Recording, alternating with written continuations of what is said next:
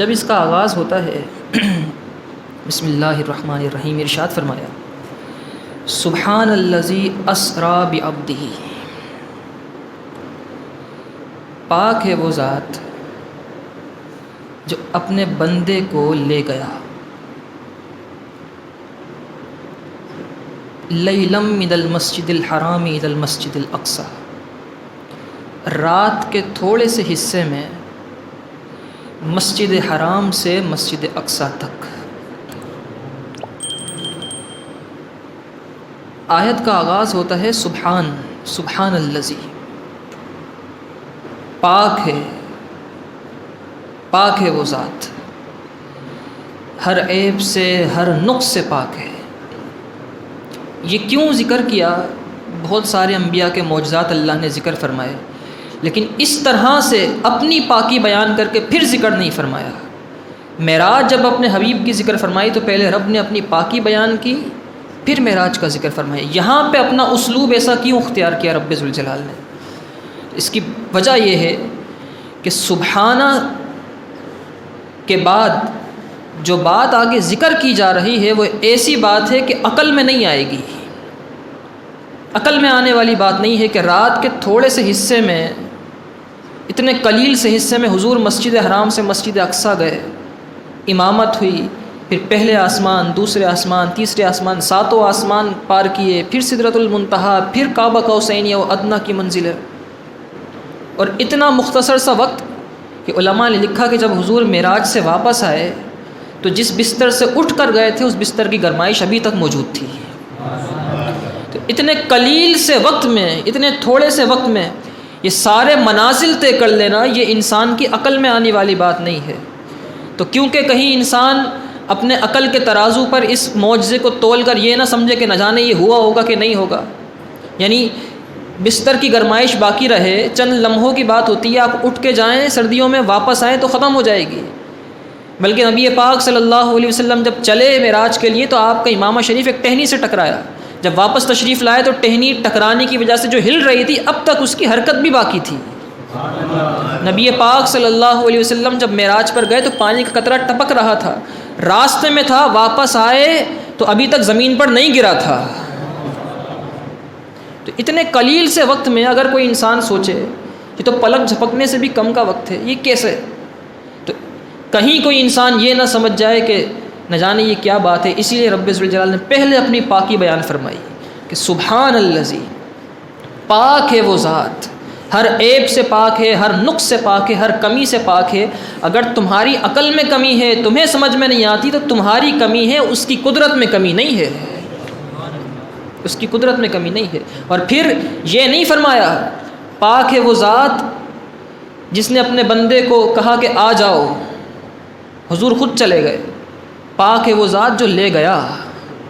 اگر کسی کو اعتراض ہے کہ کیسے چلے گئے اتنے قلیل سے وقت میں، تو رب ذوالجلال نے پہلے ہی فرما دیا کسی کو اعتراض ہے تو حبیب کے پاس مت جانا، میرے پاس آنا، کیونکہ میں لے کر گیا۔ پاک ہے وہ ذات جو لے گیا، اپنے بندے خاص کو لے گیا، اپنے حبیب کو لے گیا۔ یہاں پر ایک بڑی کمال کی بات ہے، کسی کو دعوت دی جائے نا، اگر کسی کو دعوت دی جائے تو دعوت دینے کے چند طریقے ہوتے ہیں، دعوت دینے کے کچھ طریقے ہوتے ہیں۔ سب سے پہلا دعوت دینے کا طریقہ کار تو یہ ہے کہ جس کو آپ دعوت دیں اس کو آپ اپنے کسی کو کہیں کہ یہ دعوت نامہ ہے، دعوت نامہ لے جاؤ اور فلاں کو دے کر آ جانا۔ اعزاز کی بات ہے، بن بلائے نہیں بلایا گیا، بن بلائے مہمان نہیں بن رہے، دعوت نامہ دے کے بلایا جائے، کسی کو انویٹیشن کارڈ دیا جائے بچے کی شادی کا، اعزاز کی بات ہوتی ہے نا، یقیناً اعزاز کی بات ہے۔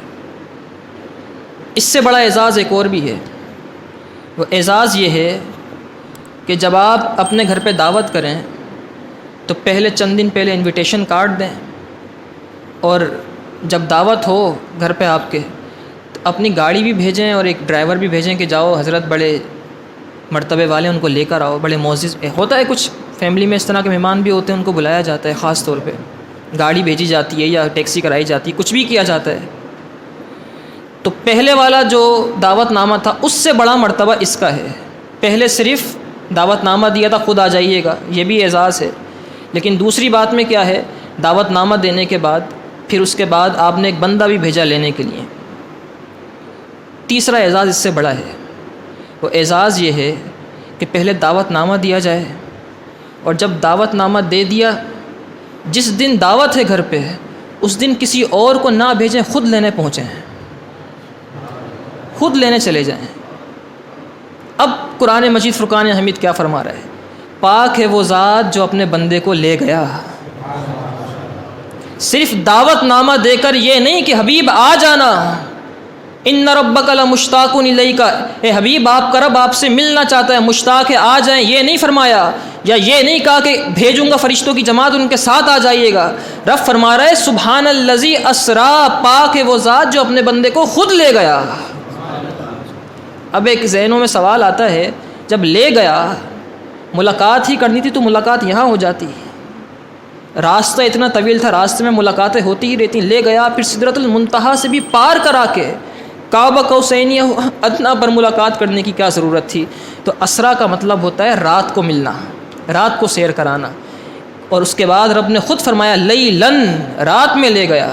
اشارہ اس طرف ہے کہ محبوب اور محب کی ملاقات تھی، سب کے سامنے نہیں ہونی تھی، اسی لیے لے گیا۔ پھر اسرار و رموز کھلنے تھے نا، اسرار کھلنے تھے، اپنے حبیب کو دینا تھا، رات میں لے گیا اپنے بندے خاص کو، مسجد حرام سے مسجد اقصیٰ تک۔ پھر سفر نہیں فرمایا، سفر نہیں کرایا اپنے حبیب کو، کیونکہ سفر جب ہوتا ہے تو تھکاوٹ ہو جاتی ہے۔ آپ سفر کریں، تھوڑا سا بھی سفر کریں گے، سفر تو ہی تھکاوٹ۔ اسرا بنائے سیر سے، پاک ہے وہ ذات جو اپنے بندے کو سیر کراتا ہوا لے گیا، سیر ہو رہی تھی تاکہ تھکاوٹ نہ ہو محبوب کو۔ بڑی باتیں اس آیت کے اندر، اور یہ تو اگر تفسیر کی جائے تو پوری رات لگ سکتی ہے، مختصر کرتے ہیں۔ نبی پاک صلی اللہ علیہ وسلم مسجد حرام سے چلے، مسجد اقصیٰ پہنچے۔ اب مسجد اقصیٰ کا کیا منظر ہے؟ مسجد اقصیٰ میں تمام انبیاء کرام کی ارواح پہلے سے موجود ہیں، اور علماء نے لکھا کہ اپنے جسموں کے ساتھ بھی موجود ہیں۔ انبیاء کرام پہلے سے موجود ہیں، کیونکہ دولہا کا استقبال ہو رہا ہے۔ ہم پڑھتے ہیں نا شب اسرا کے دولہا پہ دائم درود، تو شب اسرا کے دولہا نبی پاک صلی اللہ علیہ وسلم ہے۔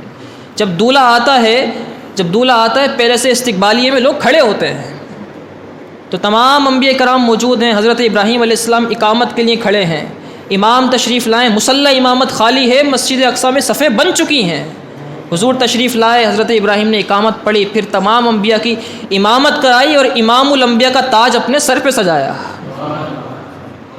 سبحان الذی اسری بعبدہ لیلا من المسجد الحرام الی المسجد الاقصی۔ اب مسجد اقصیٰ چلے گئے، انبیاء سے ملاقات ہوئی، پھر اس کے بعد یہ زمینی معراج تھی، یہ زمینی معراج ہے۔ اس کے بعد آسمانی معراج ہوئی،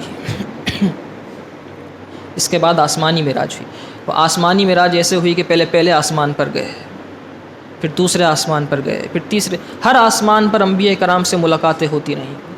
کسی پہلے آسمان پہ حضرت آدم علیہ السلام ملے، دوسرے پہ حضرت ادریس علیہ السلام، اس طریقے سے 7ویں آسمان پہ حضرت ابراہیم علیہ السلام ملے، اور ہر آسمان پر جب آپ پہنچتے، نبی وہاں پر جو موجود ہوتے وہ آپ کا استقبال کرتے ہیں۔ پھر اس کے بعد حضور سدرۃ المنتہا پر پہنچے، جبریل ساتھ ہیں، جبریل ساتھ ہیں۔ سدرۃ المنتہا پہنچنے کے بعد، سدرۃ المنتہا ہے کیا؟ بڑا نام سنا ہے، یہ ہے پتہ ہی نہیں ہے۔ سدرۃ المنتہا ایک بیری کا درخت ہے، جس کے پتے ہاتھی کے کان سے بھی بڑے بڑے ہیں، اور اس کی شاخیں بے انتہا ہیں۔ یہ وہ مقام ہے جہاں پہ جبریل امین آ کے ٹھہرتے ہیں، آپ کے ٹھہرنے کی جگہ ہے، اور اس مقام پہ جب ٹھہرتے ہیں رب ذوالجلال کی وحی لیتے ہیں، اور پھر انبیاء کو آ کے دیا کرتے تھے۔ یہ آپ کا ٹھکانہ ہے جبریل امین کا۔ سدرۃ المنتہا پر جبریل امین آ کے رک گئے اور کہنے لگے کہ یا رسول اللہ اس سے آگے آپ جائیے۔ حضور نے ہاتھ پکڑا، تھوڑا سا آگے لے کے گئے تو کانپنے لگے جبریل امین۔ حضور نے فرمایا کیا ہوا جبریل؟ تو جبریل امین کہتے ہیں یا رسول اللہ اس سے آگے اگر ایک بال برابر بھی بڑھا تو تجلیات الہی سے میرے پر جل جائیں گے، رب کے جلال سے، اس کی تجلیات سے میرے پر جل جائیں گے، اس سے آگے نہیں جا سکتا۔ اور جبریل کے پر کیسے ہیں؟ اللہ تعالیٰ نے جبریل امین کو 600 پر عطا فرمائے ہیں، اور ایک پر ایسا ہے، اپنا ایک پر بھی جبریل کھول لیں تو پوری کائنات پہ چھا جائے گا۔ 600 پر والے جبریل امین حضور سے کہتے ہیں یا رسول اللہ اس سے آگے جاؤں گا تو پر جل جائیں گے۔ یہاں پر ایک بات کہنا چاہتا ہوں، لوگ نہ جانے کس چیز میں پڑھیں، حضور نور ہیں کہ بشر ہیں، بشر ہیں کہ نور ہیں۔ بشری تقاضے ختم ہو گئے زمینی معراج میں، کیونکہ بشر اتنا اوپر جائے گا تو بشر تو اوپر جائے گا تو آکسیجن ہی نہیں ہے، سانس کہاں سے لے؟ تو معلوم ہوا بشریت تو یہیں پر رہ گئی۔ اب نورانیت شروع ہوئی، اور نورانی جو مخلوق کے سردار ہیں جبریل امین، وہ سدرۃ المنتہا پر رک گئے۔ اس سے آگے کون گیا؟ نہ وہ بشر کو پتہ نہ نور کو پتہ۔ لوگ ابھی نور اور بشر میں پڑے ہیں، جہاں نورانیت بھی رک جائے، جہاں نورانی مخلوق کے سردار جبریل امین بھی رک جائیں، اس سے آگے حضور گئے ہیں، اس سے آگے حضور گئے ہیں۔ فکان قاب قوسین او ادنیٰ کی منزلوں پر۔ پھر بڑے طویل واقعات ہیں۔ نبی پاک صلی اللہ علیہ وسلم نے جنتوں کی سیر کی، دوزخوں کو دیکھا، دوزخیوں کے احوال دیکھے، عورتوں کے بارے میں دیکھا کہ عورتیں سب سے زیادہ جہنم میں جائیں گی اپنی زبان کی وجہ سے۔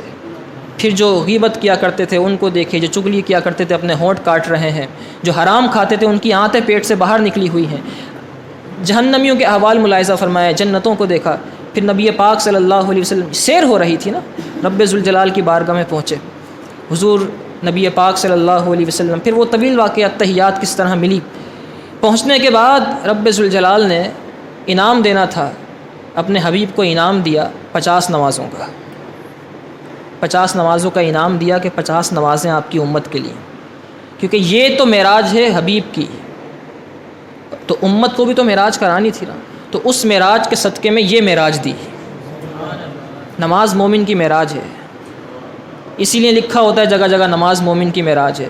اب شاید سمجھ میں آیا ہوگا کیسے معراج ہے، اس معراج کے صدقے میں یہ معراج ہے، یہ معراج ملی۔ حضور واپس تشریف لائے، راستے میں حضرت موسیٰ علیہ السلام ملے، کہنے لگے یا رسول اللہ کیا ملا، کوئی تحفہ ملا؟ تو نبی پاک صلی اللہ علیہ وسلم نے فرمایا جی ملا ہے، 50 نمازیں اللہ تعالیٰ نے عطا فرمائی ہیں۔ حضرت موسیٰ علیہ السلام کہتے ہیں یا رسول اللہ میں نے اپنی امتوں کو بھی دیکھا ہے، اور بھی لوگ دیکھیں، آپ کی امتیں 50 نمازیں پڑھ نہیں سکے گی، جائیں کم کرا کے آئیں، جائیں کم کرا کے آئیں۔ نبی پاک صلی اللہ علیہ وسلم جاتے ہیں رب کی بارگاہ میں، عرض کرتے ہیں کمی کی، رب ذوالجلال 40 کر دیتا ہے۔ واپس آتے ہیں، پھر موسیٰ علیہ السلام ملتے ہیں، کتنی کم ہوئی یا رسول اللہ؟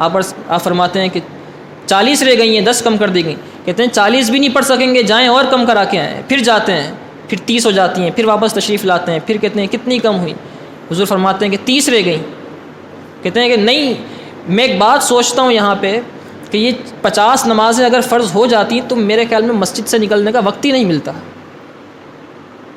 مسجد سے نکلنے کا وقت نہیں ملتا۔ ایک نماز ہوتی، پھر دوسری ہوتی، پھر تیسری ہوتی، اذان ہوتی، اقامت ہوتی۔ حضرت موسیٰ علیہ السلام کہتے ہیں رسول اللہ اور کم کرائیں۔ پھر حضور پھر گئے، پھر عرض کیا اللہ 30 بھی نہیں پڑھ سکتے، کم کر دے۔ رب نے پھر اور کم کی، 20 ہو گئیں۔ پھر تشریف لائے، پھر پوچھا کتنی کم ہوئی؟ کہنے لگے 20 رہ گئی ہیں۔ پھر کہا اور کم کرا کے آئے، پھر گئے 10 کرا کے آئے، پھر آئے، کہنے لگے یا رسول اللہ اور کم کرائیں، 10 بھی نہیں پڑھ پائیں گے۔ پھر حضور پھر گئے رب کی بارگاہ میں، اب کی بار 5 کم کرا کے آئے، واپس تشریف لائے، پوچھا کتنی رہ گئی یا رسول اللہ؟ حضرت موسیٰ علیہ السلام نے پوچھا کتنی رہ گئی؟ حضور نے فرمایا اب تو صرف 5 رہ گئی۔ حضرت موسیٰ علیہ السلام نے کہا یہ بھی نہیں پڑھ سکیں گے، اور کم کرا کے آئے، یہ بھی نہیں پڑھ سکیں گے اور کم۔ تو نبی پاک صلی اللہ علیہ وسلم نے فرمایا اب مجھے رب کے پاس جاتے ہوئے حیا آتی ہے، اب مجھے حیا آتی ہے۔ لیکن یہاں ایک اور بات بھی ہے، کیوں بار بار موسیٰ علیہ السلام نبی پاک صلی اللہ علیہ وسلم کو بھیج رہے تھے؟ وہ کوہ طور کا واقعہ سنا تھا نا، کہ نبی پاک حضرت موسیٰ علیہ السلام نے تجلی مانگی تھی رب ذوالجلال سے، اللہ تجلی دے، اور رب نے فرمایا تھا کہ پہاڑ پہ کروں گا، فَإِنِ اسْتَقَرَّ مَكَانَهُ فَسَوْفَ تَرَانِي، پہاڑ اپنی جگہ پہ کھڑا رہا تو تم مجھے دیکھ لینا۔ تجلی سے کیا ہوا؟ پہاڑ جل گیا۔ وَخَرَّ مُوسَىٰ صَعِقًا، موسیٰ علیہ السلام نیچے تشریف لے آئے۔ اسی لیے بار بار بھیج رہے تھے کہ حضور رب کا دیدار کریں، اور حضور رب کا دیدار کرنے کے بعد جو آنکھوں میں نور لے کر آئے موسیٰ علیہ السلام، اس نور کا دیدار کریں۔ بار بار اس لیے بھیج رہے تھے جائیں پھر رب کی بارگاہ میں، جائیں پھر رب کی بارگاہ میں، جائیں پھر رب کی بارگاہ میں، کم کرا کے آئیں، تاکہ بار بار رب کے نور کا دیدار رب حضور کر کے آئے، اور حضور کا دیدار پھر حضرت موسیٰ علیہ السلام کریں۔ یہ تھی شب معراج، نبی پاک صلی اللہ علیہ وسلم۔ قرآن کے بعد سب سے بڑا معجزہ شب معراج ہے۔ اللہ تعالیٰ ہمیں قرآن مجید فرقان حمید سمجھنے کی توفیق عطا فرمائے، نبی پاک صلی اللہ علیہ وسلم کا عشق عطا فرمائے۔ وآخر الدعوایا الحمد للہ رب العالمین۔